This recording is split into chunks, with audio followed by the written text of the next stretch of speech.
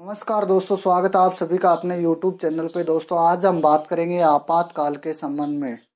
दोस्तों आपातकाल का वर्णन है वो हमारे संविधान के भाग नंबर 18 में किया गया है। किस अनुच्छेद से किस अनुच्छेद के बीच किया गया है इसका वर्णन, तो इसका वर्णन है अनुच्छेद नंबर 352 से 360 के मध्य किया गया। अब दोस्तों आपातकाल है वो कितने प्रकार का होता है, तो ये 3 प्रकार का होता। नंबर 1, राष्ट्रीय आपातकाल। इसका वर्णन है वो किस अनुच्छेद में है, इसका वर्णन 352 में है। राष्ट्रपति शासन, इसका वर्णन किस अनुच्छेद में दिया गया है, तो इसका अनुच्छेद नंबर 356 में दिया गया है। और वित्तीय आपातकाल, इसका वर्णन है वो अनुच्छेद नंबर 360 में किया गया है। दोस्तों आपातकाल है उसका प्रावधान हमारे संविधान में कहाँ से लिया गया है, तो ये प्रावधान है वो जर्मनी से लिया गया है।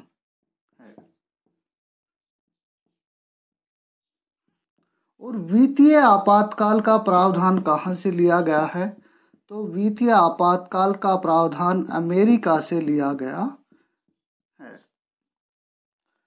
अब देखते हैं दोस्तों राष्ट्रीय आपातकाल के बारे में।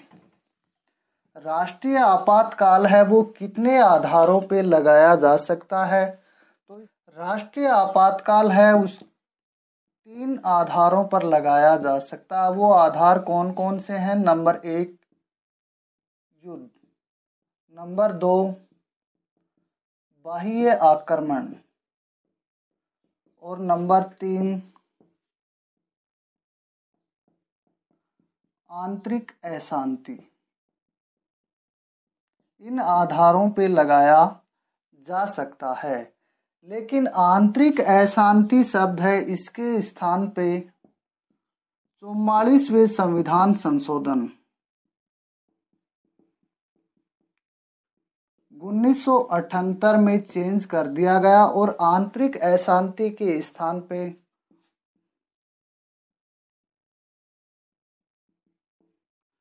सशस्त्र विद्रोह शब्द लिख दिया गया। तो आपको याद रखना है आंतरिक अशांति के स्थान पे 44वें संविधान संशोधन में कौन सा शब्द लिखा गया, तो वो लिखा गया सशस्त्र विद्रोह है। अब दोस्तों राष्ट्रीय आपातकाल है वो लगाता कौन है, तो राष्ट्रीय आपातकाल लगाता है राष्ट्रपति। राष्ट्रपति ये स्वयं नहीं लगाते हैं, मंत्रिमंडल पहले इसकी लिखित सिफारिश भेजता है, उसके बाद में राष्ट्रपति लगाते हैं। तो किसकी सिफारिश पे? मंत्रिमंडल की लिखित सिफारिश पे फिर राष्ट्रपति है वो राष्ट्रीय आपातकाल लगा देते हैं। मंत्रिमंडल शब्द है उसका हमारे संविधान में पहली बार उल्लेख अनुच्छेद नंबर 352 में हुआ है। आपको याद रखना है कि मंत्रिमंडल शब्द है उसका उल्लेख हमारे संविधान में पहली बार कहाँ हुआ है, तो अनुच्छेद नंबर 352 में हुआ है। मंत्रिमंडल शब्द है वो जोड़ा कब गया, तो ये शब्द है 44वें संविधान संशोधन 1978 द्वारा जोड़ा गया है। अब दोस्तों यहाँ आपको कंफ्यूजन होगा मंत्री परिषद व मंत्रिमंडल में, तो यहाँ मैं आपको बता दूं ये दोनों ही कैसी संस्था है, संवैधानिक संस्था है। मंत्री परिषद है वो एक बड़ा निकाय है, इसमें 60 से 70 सदस्य होते हैं, जबकि मंत्रिमंडल है उसमें 20 से 30 सदस्य होते हैं। मंत्री परिषद है वो कागजी रूप से शक्तिशाली होता है, जबकि मंत्रिमंडल है वो वास्तविक रूप से शक्तिशाली होता है। मंत्री परिषद है उसमें मंत्रियों की 4 श्रेणियां होती हैं, जबकि यहाँ एक श्रेणी होती है कैबिनेट मंत्री की। यहाँ 4 श्रेणियां कौन कौन सी होंगी? राज्य मंत्री, उप मंत्री, कैबिनेट मंत्री और संसदीय सचिव। ये 4 श्रेणियां होंगी।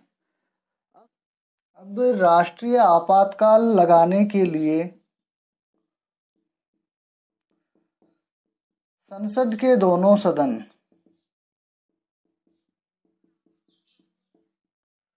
विशेष बहुमत से प्रस्ताव पारित करेंगे।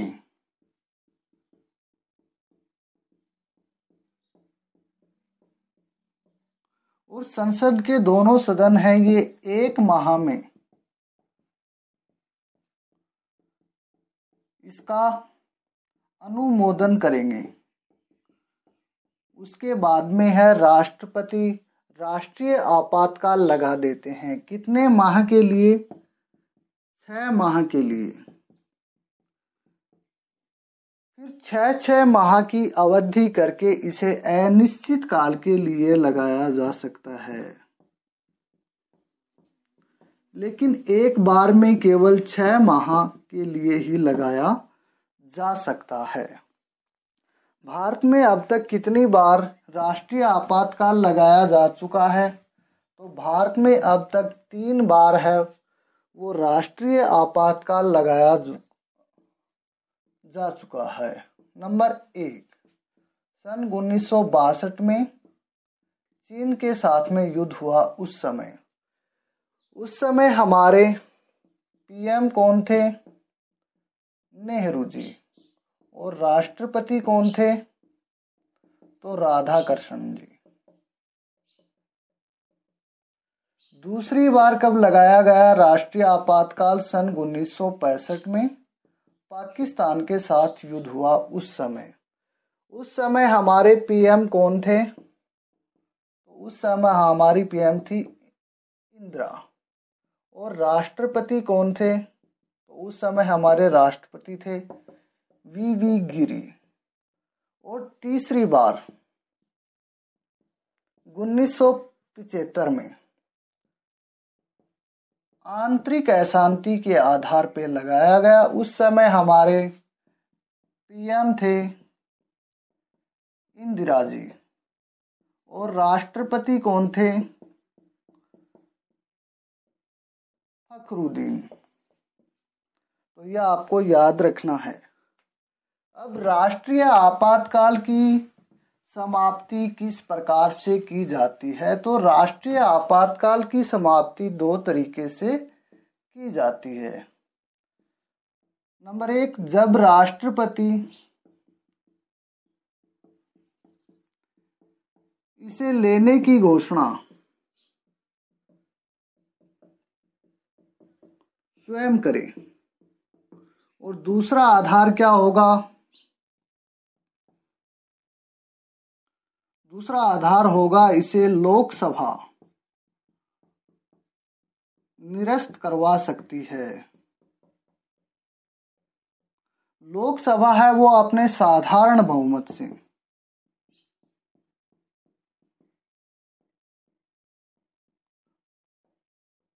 प्रस्ताव पारित करेगी। और प्रस्ताव पारित होने के बाद में राष्ट्रपति है वो राष्ट्रीय आपातकाल को समाप्त कर देते हैं। तो दोस्तों, ये राष्ट्रीय आपातकाल का टॉपिक आपको कैसा लगा कमेंट बॉक्स में कमेंट करके ज़रूर बताएं एवं चैनल को शेयर और सब्सक्राइब करना ना भूलें।